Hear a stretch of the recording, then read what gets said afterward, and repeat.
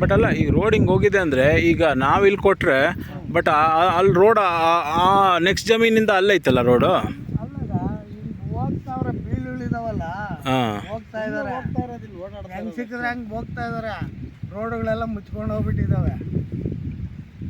ಅಲ್ಲ but village ಮ್ಯಾಪಲ್ಲಿ ಕರೆಕ್ಟಾಗಿ ಸಿಗುತ್ತಾ ಅಂತ ನಮಗೆ. ಈಗ 2 ಮುಕ್ಕಾಲು ಒಂದು ಬಾರ್ಡ್ರ್ ಮಾಡಿಕೊಡ್ತಾರಾ ಅಂತ.